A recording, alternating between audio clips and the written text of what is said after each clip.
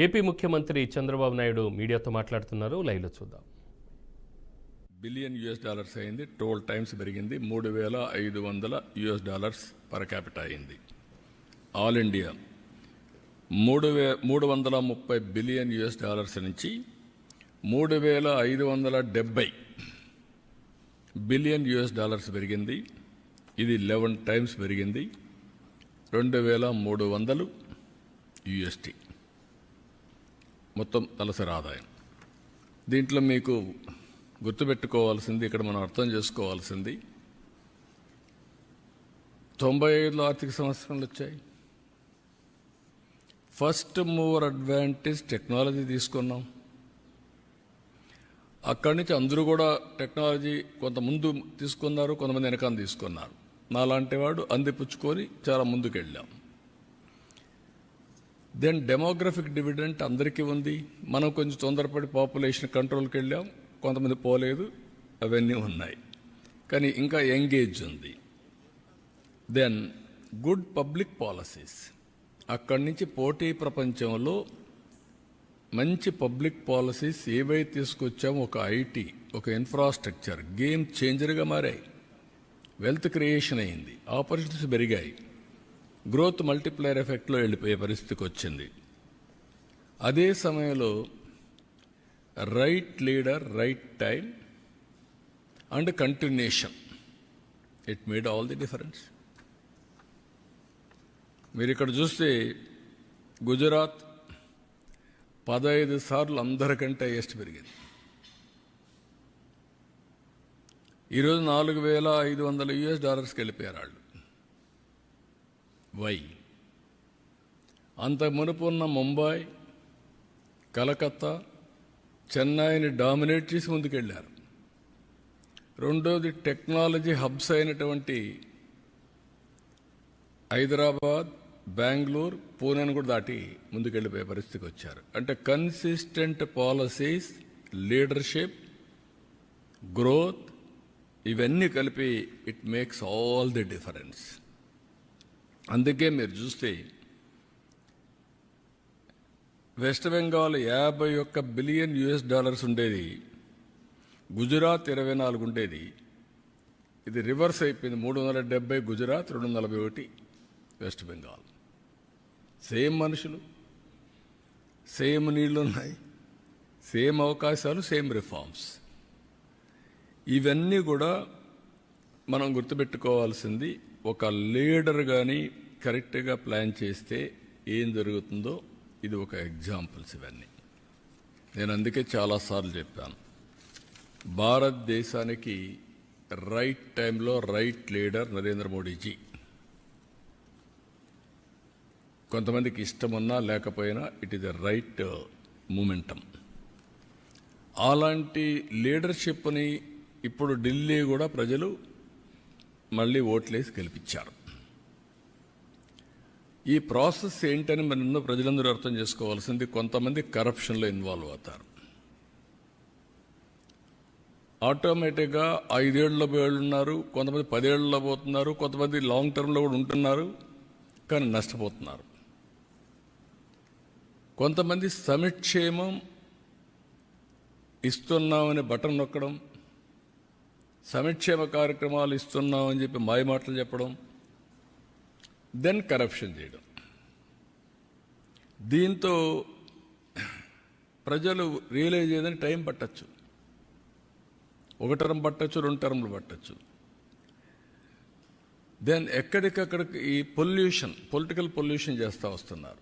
ఎవరైనా మాట్లాడితే ఎదురుదాడి చేయడం, వాళ్ళని అరెస్టులు చేయడం, లేకుంటే వాళ్ళ మీద ఒత్తిడి పెంచడం, సోషల్ మీడియాలో అవమానం చేయడం, ఒక పొల్యూషన్, ఇష్టానుసారంగా మాట్లాడడం, గర్వంతో మాట్లాడడం, హంబుల్నెస్ లేకుండా పోవడం, ఇవన్నీ వచ్చే పరిస్థితికి వచ్చింది.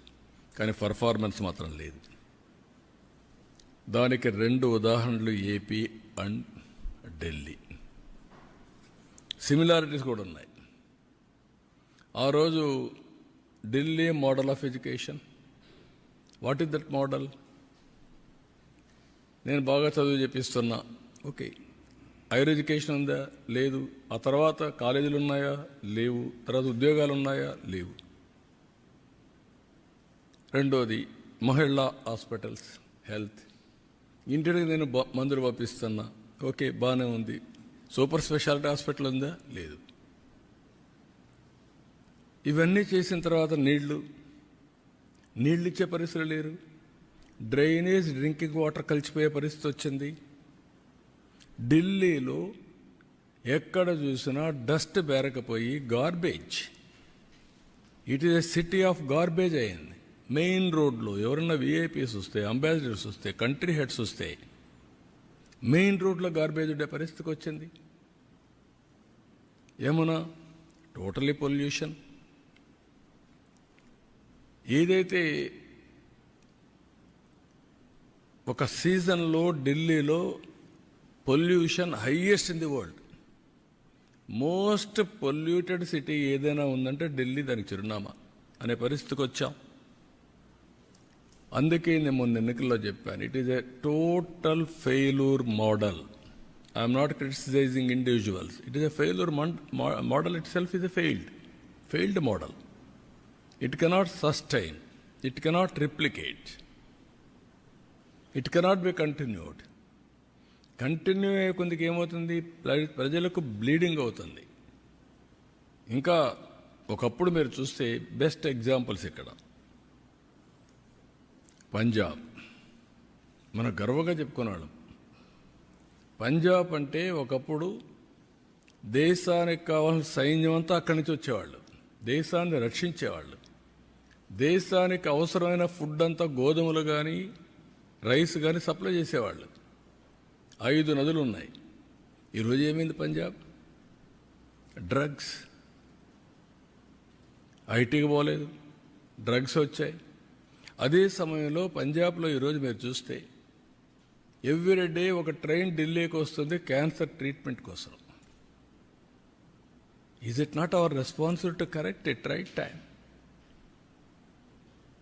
ఇవి చూసిన తర్వాత ఇక్కడ అక్కడ మీరు చూస్తే వెల్ఫేర్ అని చెప్పి నేను నీళ్లు ఊరికే ఇస్తున్నా, కరెంటు ఊరికే ఇస్తున్నా, ఇవన్నీ చెప్పారు. కానీ భవిష్యత్తును అంధకారం చేసే పరిస్థితికి వచ్చారు. ఇక్కడ కూడా మన రాష్ట్రంలో మీరు చూస్తే అక్కడ కొద్ది టైం తీసుకున్నారు, కానీ మన రాష్ట్రంలో 5 ఏళ్లలోనే బటన్ నొక్కే కార్యక్రమానికి విసుగొచ్చే పరిస్థితికి వచ్చారు. వీళ్ళ అరాచకాలు అద్దులు లేకుండా పోయే పరిస్థితి వచ్చింది.